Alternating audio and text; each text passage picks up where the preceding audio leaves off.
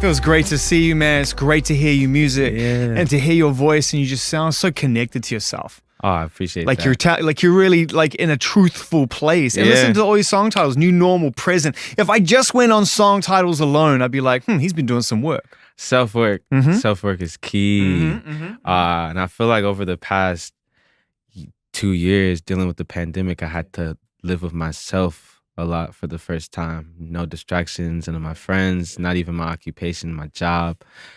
So I really feel like I've been taking time to just zone in on doing what I want to do, making music that I want to do. Almost like the beginning before it kicked off. It's like a refresh. Yeah. When were you in a situation, in an environment where you felt most vulnerable to those distractions, to that noise? Was it kind of pre-Free Spirit? I feel like it was pre-Free Spirit for sure. They call it like the sophomore slump. Yeah, well, not just that, but hang on, let's just do the math. Hit song, smash hit album. Every collaboration you're on is a hit. And you did a lot. Thank You were a generous collaborator, and you shared your own free spirit with a lot of artists in a really great way, and all very authentic. So all of them smashed. And then Sun City, which is supposed to be your reset, smash. Better, smash. So it's like at some point, there's a bubble that you are creating. You're going to be like, man, when does it burst? Yep. It was a lot for me because I was on the high of American Teen, and that was doing well for me, and that was a surprise because that was my initial mark. I just came into the industry, still discovering more about who I am as a creative and even as a young adult. Then I love all the collaborations that I did. It was a lot. So many that it had me in so many different areas and markets, and I'm receptible to so many different opinions because some people discover me from my collabs. I give it up to the collaborations that I've done because I've learned more about myself as an artist, working with other artists. What's the art of collaboration? As someone who's done it so successfully in such a period of time, what's essential to you before you agree to do it, and what really makes it better? I gotta have a genuine connection with the artist that I'm collaborating with. A name on a piece of paper only does so much. Real authenticity and chemistry strikes through, and that's what makes a collaboration memorable. When there are people that you respect, not only as an artist but as a person and a friend. It always makes the song better. How do you deal with that kind of pressure over that period of time to be looking healthy and happy right now? And by the way, you are present. Like your eyes are like you're sparkling, man. You're sparkling. It's beautiful. I really appreciate that. It was a lot. It was a lot for me to go through because I didn't go to college or anything. So the music industry was my second form of education other than grade school, and learning not only about myself, but my collaborators and the industry and all this stuff. But there was a time period where I just didn't stop. I'm like on a plane to one place. You gotta go to Asia, then you gotta fly from Asia to the UK, and you turn gotta the do vocals all this. in, do the promo, turn the vocals do in, the videos. And I feel like that's something for me. Although I love writing music, there was a span of time where I didn't write a new song for a whole year. One of the things I love about you is that you always trace a line back home. Yeah. As someone who left home and has been traveling and running around trying to find my place in the world, I've always tried to do that with varying degrees of success. You've used your art to remind you on your covers. Yep. In your lyrics, your interludes, the 915, it's right there. The key to the city from your previous EP, right through to what I know is on the cover of your new project. Yeah. So I love that. I just love that. So let's just get it out there. What does El Paso mean to you? What does the 915 mean to you? El Paso is where I got my start as an artist. If I didn't move to El Paso, I wouldn't have written my first song that I did. Or at least it wouldn't have been the song that I wrote. Saved would have never been a song. Coaster would have never been a song. Location would have never been a song. Location was my break. An American Teen, I not only wrote it about being an American teen, but I graduated from America's high school. So I felt like it's just a full circle moment as a creative. So I always have to make sure that I go back because this is my home. Yeah. They accept me for who I am. They embrace me. Yeah. They show me the most love. So I gotta go back and let people know how inspired I am of this city that has, because I'm a military kid, you know. Yeah. If you think about it, I don't really have a home anywhere, but home is where you make it. And El Paso has embraced me as if I was one of their own. So I got to give love to that city. You think about Now I'm Like American Teen, it was almost like the last documented piece of art that truly summed up that innocence before everything got tipped upside down. Do you ever think about the timing of that record and what it represents, like conceptually in relation to the cultural shift that happened after that album came out? Yeah. I mean, you literally knocked on the door of the biggest change and ongoing changes for generations to come with an album that just spoke what it was to have that purity and that innocence at times, right? I listened to it for the first time in years. Blow your mind? The other day. And so much innocence, unawareness, but excitement and hopefulness. Hopefulness. That's what I get out of that record when I listen back to it. It almost breaks my heart a little bit. Yeah. Because it's tough now. Mm-hmm. And it's increasingly tough for generations going forward because of decisions that are being made by people that have been invested in now. Yep. Like, damn, we picked bad. Because one bad decision could lead to 20 bad decisions and 100 years of shit. Yeah. It's crazy because when I wrote that album, I had no worries. I had no cares in the world. My goal was, what am I going to do after I graduate high school? Where am I going to go? But then it's like the world is your oyster. So it's just like all this stuff is in front of me and I get to decide. I get to make all these decisions and choices for the first time without my parents. You captured it so beautifully too. Yeah, I love that album, and I'll always cherish that album because that album started everything for me. When did new music start to take shape for you? Let's put it within the last 2 or 3 years, really, since the last time we spoke, which was about 18, I think. And then you toured. And by the way, that album found your audience and more. Talk did what it was always going to do. And it just like kept going and going and going and going. Thank you. And so you ended that whole campaign in a sweet spot. So how long did it take you to regroup and figure out, like you said, the self-work began to take shape within the music? Yeah, I had this very, not dark as in necessarily mentally, but just a dark period where I wasn't writing music, where wasn't making any music, wasn't thinking about music. What were you doing with your time? I was searching for normalcy, trying to figure out where did you find it? What I like to do. Can you tell me where it is? I'm still searching for it, man. When I find it, I'll let you know. Thanks. But and I just was really enjoying peace and no disruption, and I had to build a relationship with myself. But then it got to a point where I was like, okay, I learned to like myself now. I'm bored. What am I going to do? What do I say? But I was like, I know exactly what I want to say. I want to focus on that moment right there, that singular moment when something changes in you and it's no longer a thought, it's a feeling, and it's no longer a decision, it's an action. I want to say that shift happened for me June 2020. Specific, I love it. What was going on? June 2020. I got up and I was like, it's time to make an album. I'm ready to make an album. Let's go. And I knew exactly where I wanted to go. I wanted to make the album by the water, which I did. Where'd you go? Whereabouts? Malibu. Oh, such a sweet spot. With the perfect window to look out of and grab the vibes and get inspired. And I started making this album.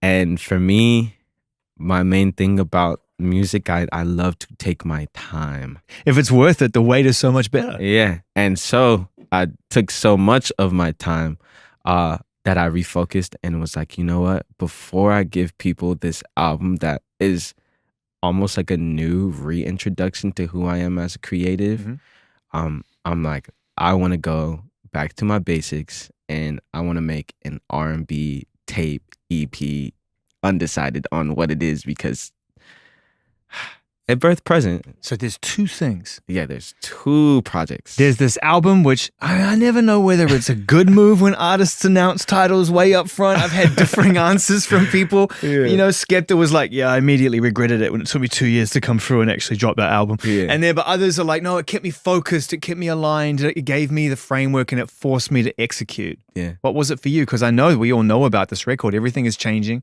Yeah. We got the title. You got the title. The title is not changing. I'm keeping the title because I love the title. That's perfect. But I just got to a point where I'm like, I can hear a complete difference between the sonics of the album and between the, let's call it B project. What we're the hearing, sonics, which is present. Which is present. Completely different experience. So it doesn't take the joy out of me that I don't get to release this project, because for me, I feel like it's worth the wait. And by the way, Sun City is one of my favorite things you've ever put out. Thank you. I think that is such a complete and perfect thought for that moment. Yeah. The way it starts, as I said, with the key to the city, and it rolls through.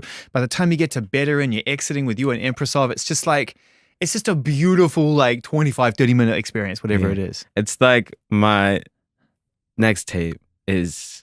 Are they related? It's like Sun City's cousin. So they're related. They're related. They're related, but it's like the more mature cousin. Right. And then the album is like its own thing. It's like this newborn baby. So focusing on this brand new EP, does it have a title? Scenic Drive. Oh, you're good at this. Scenic. You're really good at this title. Scenic Drive. That is on some. That's iconic, and I know it must have a personal meaning. You know, it's crazy. Scenic Drive is actually one of the spots that I go to, or I went to a lot in El Paso. They call it Scenic Drive, and it's this drive up this mountainside. Oh, there it is. And then you look to the left, and you see Juarez, and you see El Paso. Oh man. Lights. Oh, I can just see it. Perfect place to go during the night. Now, when you're there at night, are you meditating, or are you inspired? Is it both? Like, is it a place where thoughts become ideas and ideas become songs? It's one of those places where you go with your friends and you park on the side and you hop out the car and you just sit in awe of just how beautiful this city is. Yeah, I can imagine.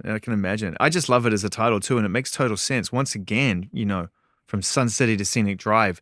Yeah, these EPs, these mixtapes, these experiences that exist within the fabric of your body of work, they aren't necessarily the garment. They're not the garm, but it's part of that. It's part of the design. Yeah, they seem to keep you rooted. Again, it's bringing you home, and it gives me the ability to make different decisions and choices and be a little bit more experimental, or be on task too. What does that phrase mean to you, being on task? Being on task, having a vision and executing it. So tell us about Present. I want to know about this song in a little bit more detail, because I really love it. I love what it means. I love what it says. I love how it's a personal message. It feels like to somebody, but it also feels like you're sending everyone a universal message too, which is it's very tough to do. So what inspired this song? How did it begin to take shape? Presency is something that I learned and I've grasped.